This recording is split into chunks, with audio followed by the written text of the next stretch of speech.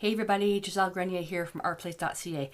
So in this video lesson, I'm still feeling a little bit under the weather and I thought I would persevere and continue on creating some artist trading cards from a previous video I created on how to create some art minis, which is basically taking, creating a background on a larger sheet and cutting it into small pieces. So just to give you a refresher, you see all the ones that I have here on the table. These are all the ones I created in that video lesson. And these are ones that I've created previously, and they all have a coat of varnish on them.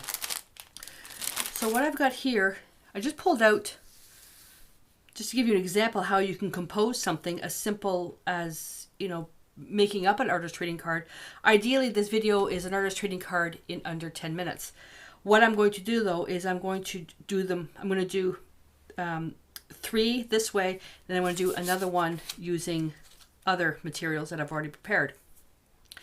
And when I say under 10 minutes, it's basically you don't need to fuss with getting other buttons and all that stuff. You can if you want, but this is a great way of creating the previous video, the minis, and then create the artist trading card. You don't have to have a lot of stuff. You basically have to have some type of heavy stock, paint, whether you use stencils or stamps or just tissue paper, it doesn't matter. All right.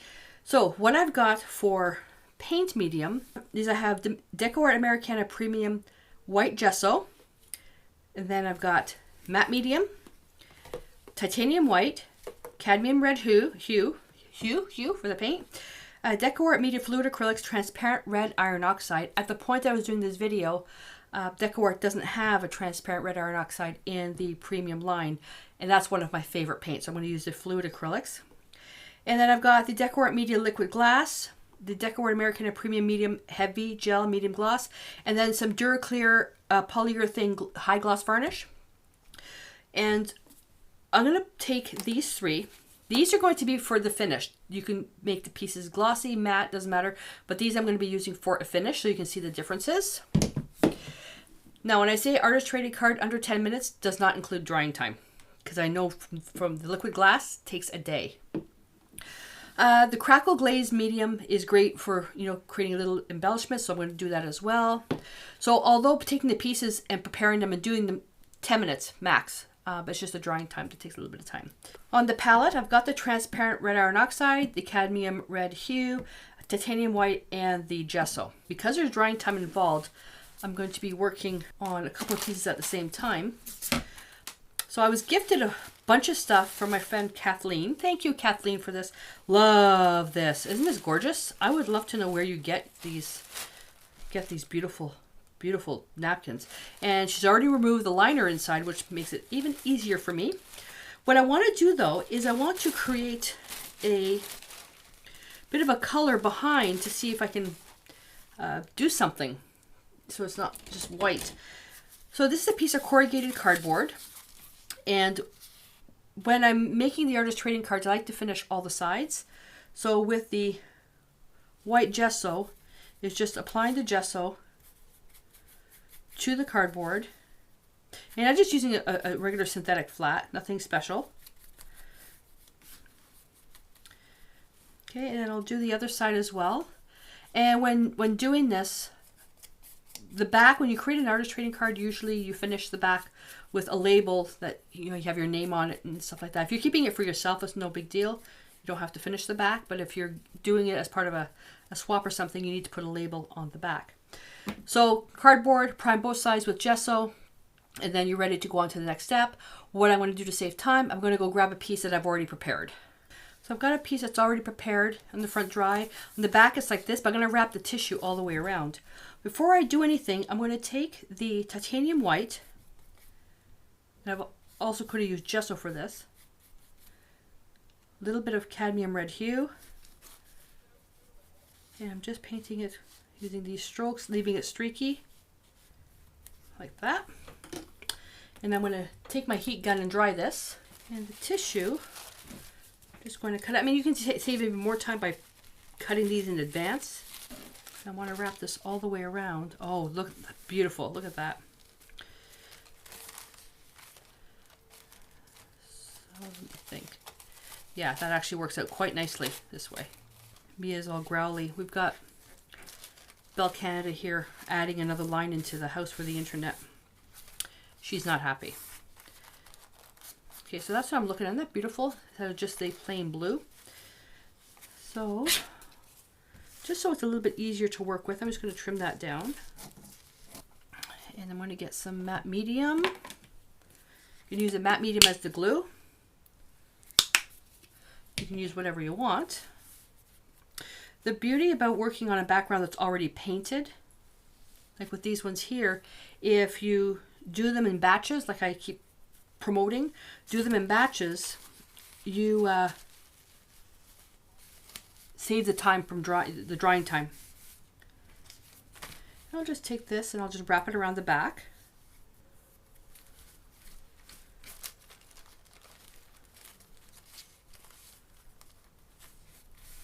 At this point, you can even use it on this side and have some of the text showing in the back.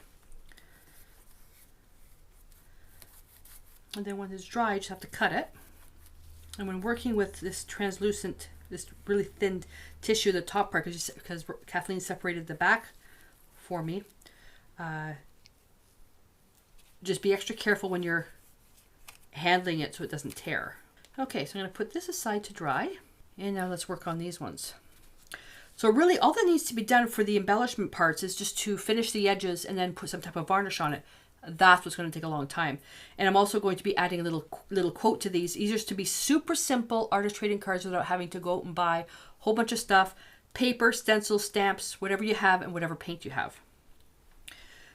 Now I did one already. You can see the varnish on that. So that was done with the heavy gel medium gloss. That's this one here. This is done with a triple thick, which I ran out of, triple thick.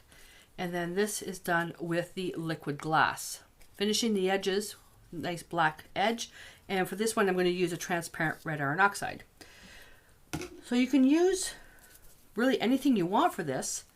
I'm just going to take some transparent red iron oxide on a bristle brush. And I can just finish the edges this way. I want it to be a little bit rougher. You can also use a stencil brush as well. I'm just going to dry brush a little bit of this transparent red iron oxide as well over the top. Neutralizes that blue a little bit. Same thing here. I like it when the edges are rough. If you want a perfectly smooth finished edge, then you can take a stamp pad and just rub it. I showed that in that other video as well.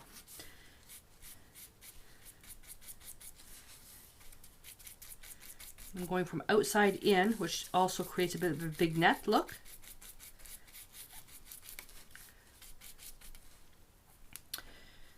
That. You can use a cosmetic sponge for this, which is actually it's a really good idea, as long as you clean it quickly. So I'm just going to finish the edges on all these pieces. You can finish the edges with whatever color you want. And I'm going to leave this as that matte finish. And then this one here, I'll use a liquid glass. I'm almost out of this. And this one here, however you put it on, that's how it's going to dry. Level out a little bit. And typically you would just squeeze the bottle. The bottles, unfortunately, are too strong for me. My arthritis won't let me squeeze the bottle, so I'm just going to pour it out like that. Always find a way around it. And this one here, I'll just make this a bit flatter. Just going to doing this so I can show you all the different things that you can do. What do I want to do with that one? I think I want to put some crackle glaze on that. Oh goodness, these old bones. And take a palette knife.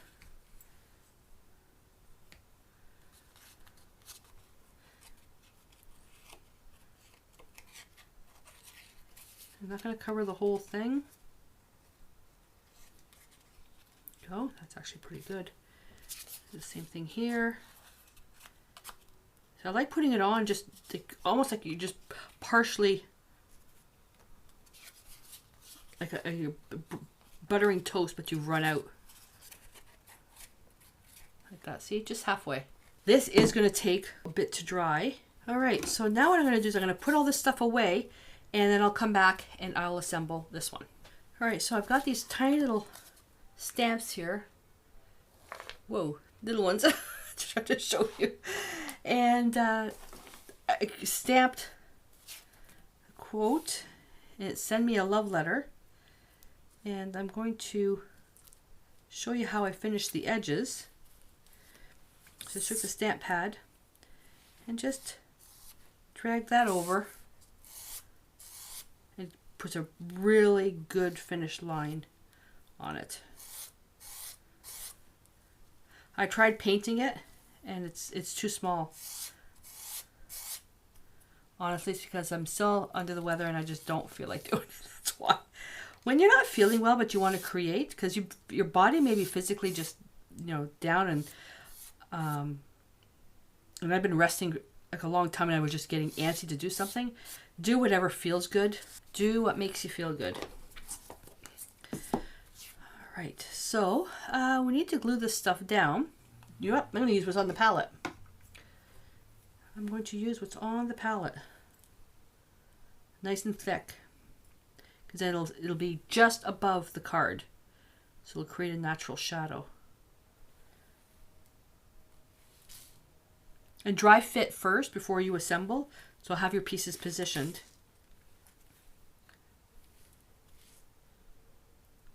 That.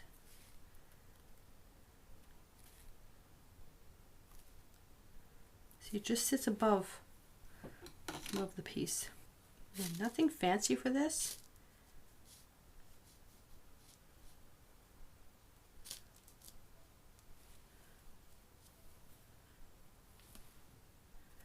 I think I'm going to need to get my tweezers. I want that to kind of hang off the side. I'm also going to varnish that top as well. So this is why it's important to use a permanent ink if you're going to be varnishing over on top of it. Because if I remember last year I used the Distress ink, and at that point I wasn't paying attention, and it came when I went to do this part, the ink kind of went all wonky, all dissolved. I could take some of that liquid glass as well. Just drag it.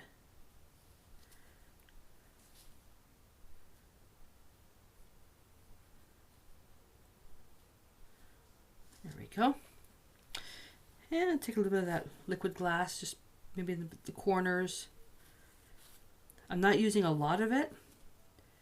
It'll just help put another little seal on the piece.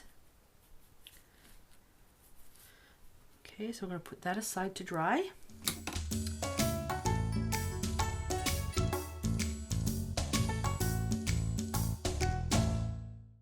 So it's been a couple of days. It got so cold here. It was unbelievable. So I assembled everything, put everything together, because it was the same process, just gluing the pieces and putting them down. So on the table, I have them here, and they're so simple, but they're really pretty. Now I did add this here. So send me a love letter, which I think is really, really cute. I just realized that my nail polish is chipped here. But having a little heart in here, and it could be a little message or something. That one's really cute. And just to show you the crackle, there you can see the crackle right there. Look at that. And the gloss varnish. You see, so matte finish. You see some of the crackle there. See? And just by, you know, they are, I think they are overly simplified because there's not a lot to them, but I want to just basically to show you just taking book of backgrounds or a random background that you have, and you can create, my earrings are jingling again. Just create a paper-based artist trading card, because, you know, to ship this is the cost of a postage stamp if you want to send it to somebody in a swap. The reason why it's not so much where I like where this is going. With the economy, people want to be creative, and there's this thing, regardless of the art store that you shop at, whether it's online or offline, it's buy, buy, buy. Everything's buy this, buy this, buy this. This will make you a better artist. This will make you a better artist. This will make your mixed media look so much better. And it's their job, is to get you to buy stuff. You don't really need to. Use what you have. And it's not to say you're competing with anybody, because you say, oh, this mixed media piece looks so beautiful. Oh, look at all this stuff. And you know, I hate the idea of you thinking that you can't create stuff because you don't have the right stuff. Just by keeping it. So, I mean, these are so beautiful.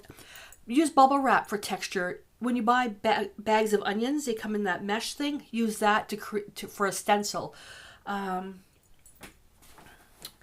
Paper towels, the textured paper towels, use that flat, push down your paint, lift it up, it leaves a texture. What else? Take your hand and just splat paint over your hand. Well, make sure you're, put oil or put something on your hand so the paint doesn't stick. But you can splash through your hand, that way you'll get an outline of your hand with splatter all around. Tear